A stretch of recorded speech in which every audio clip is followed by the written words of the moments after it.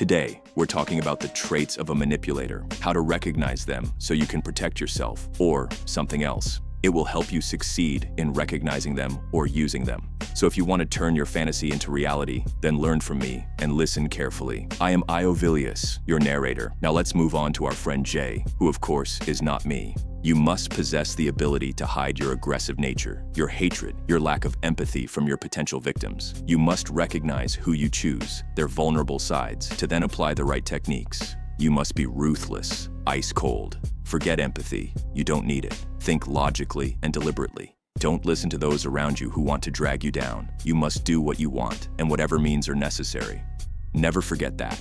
Don't think about the harm you might cause, only about yourself, whether physical or mental. It is very important to understand that. Many call it shameful, brutal, cruel, but look where they stand in life. So be conscious of the choice of victim, how you approach them, and hide your views, how you personally really tick, unless you truly trust this person and want a so-called bond. You can't go with the flow of life and tell everyone. It will ruin you. Even though I understand how intoxicating it can be and that sometimes your true self has to come out, Jay uses people for that, who he knows he will never see again. You can let everything out there, preferably in a foreign city where you can be sure. Don't make the mistake of gaining notoriety by revealing your tactics and practices. Once word gets around, there are consequences. Who wants to be friends with such a cruel person? So develop a camouflage, a mask that seems completely normal, or at least not malicious. Be a hero for them, a messiah, someone who speaks their mind, the person who understands them, helps them, whatever. As I mentioned before, choose victims and find out which tactic works best. If you want, I'll make a video specifically about first impressions. Leave a comment or send an email. And if suspicion arises over time, you will already know enough about your counterpart to act accordingly. Observe much, listen much, take in as much information as possible, and then act. If you practice this, it eventually comes naturally. That's why it's sometimes difficult for me, Jay, to explain these things, because they're normal to me, and I no longer really have to think much about them. And the fact that I'm only fictional, as you know.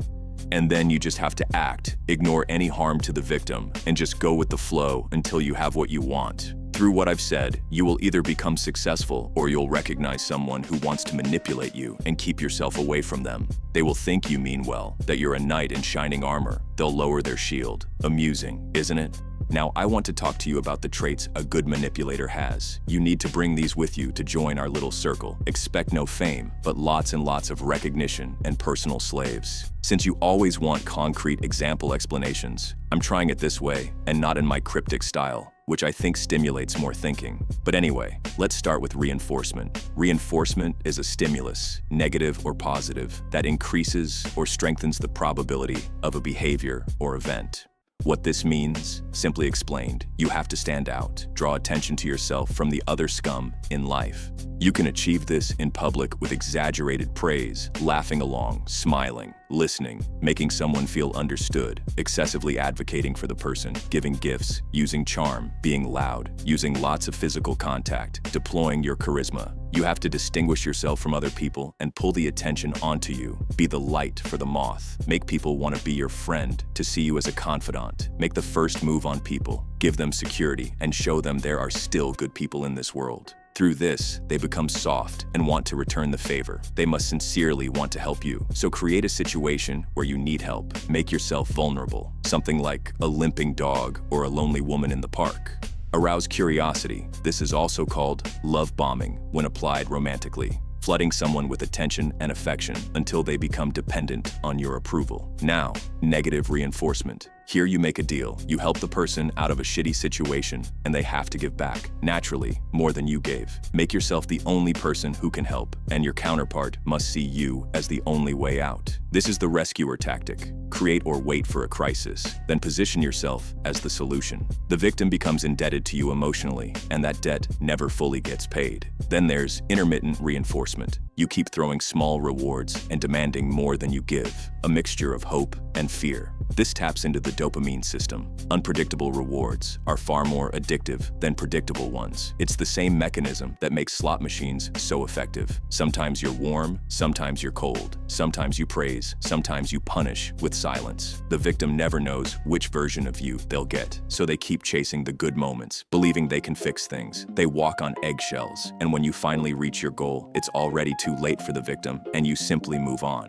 But let me give you more, since you're here to learn. Gaslighting, making someone doubt their own perception of reality. You say something and later deny you ever said it. You hide things and accuse them of being paranoid or forgetful. Over time, they trust their own mind less and yours more. Triangulation, bringing a third person into the dynamic to create jealousy, rivalry, or insecurity. You make the victim compete for your attention, proving their loyalty. Isolation, slowly cutting them off from friends and family, so you become their only source of connection and truth. Projection, accusing others of the very things you're doing yourself. If you're lying, you call them a liar. If you're using them, you claim they're using you. It's a beautiful shield. Mirroring, subtly mimicking their gestures, interests, values, even their pain. They look at you and see themselves, and nothing is more seductive than that.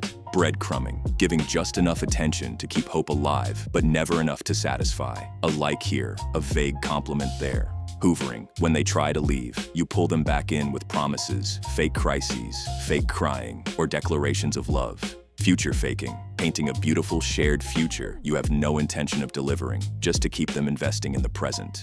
Trauma bonding, building a connection through cycles of abuse and comfort, where relief feels like love. Now rationalization. Rationalization is the act of making up excuses to appear innocent. Even if a manipulator is caught red-handed negatively influencing others, he would not admit it. Instead, he would invent convincing reasons why he committed the act. In most cases, he claims he was trying to help the victims. It sounds almost noble, doesn't it? But we know the truth. Punishment in this context does not necessarily mean using a cane to beat someone. It is a method of control where the manipulator deploys a set of behaviors to influence the victim.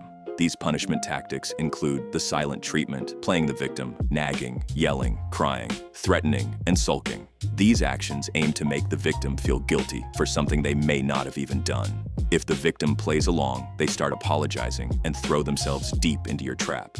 Guilt is a chain, and once it's around their neck, you hold the leash. Minimization is a combination of denial and rationalization. When caught, you defend yourself by claiming your behavior is not as negative as it appears. We have all met people who throw bad-tasting jokes at us, only to claim they were mere jokes and should be taken lightly.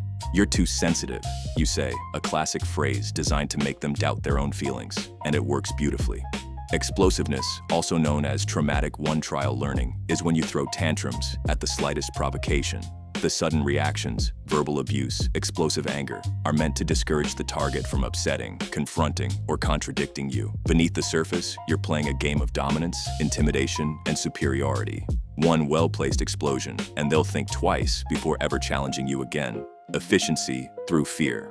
When you're asked a question, especially one related to your own behavior, you must be excellent at dodging it. Instead of giving real or straight-to-the-point answers, give confusing responses. Distract from the question, especially if it might expose your negative behavior. Respond vaguely and then deploy a diversion. Introduce another topic, ask a question of your own, or explode. A confused mind is easier to steer, so keep them dizzy. Lying. You must become a master at telling lies. Because your intentions and actions are generally unpleasant, you know that nobody would fall for you if you told the truth. So you invent lies. And the lies you fabricate must be so complex that it's usually impossible to tell whether they are false or not.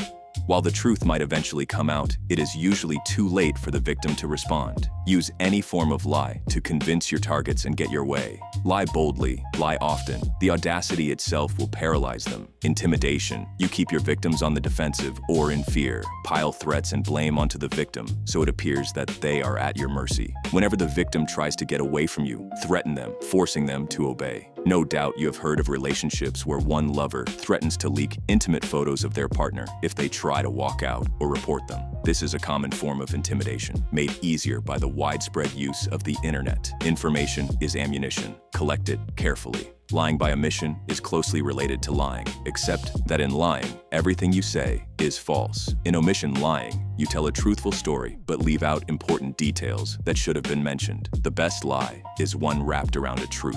Denial. Your entire life as a manipulator is defined by denial. Never see things for what they are, because if you did, you would have to face the bitter fact that your life is messy. One of the reasons a person is okay with invading and destroying others' lives is because they hate their own. Another common behavior is refusing to take responsibility for anything, regardless of whether there is evidence or not. Reverse the blame and place it onto the target. It's never your fault. Never. And finally, playing the victim. No matter how ruthless you get, Always make the world think you are the oppressed one, despite being the oppressor. This method usually works in your favor, because when you appear hurt, you easily evoke feelings of pity, sympathy, and compassion. The majority of people in the world are willing to help others who are suffering, and you must love to exploit such people and use them to further your plans. Who would suspect the crying man, the trembling woman? Nobody. That's exactly the point. These are your tools now. Use them wisely. Keep the mask on. And remember, I am only fictional, as you know. Until next time, you're Jay.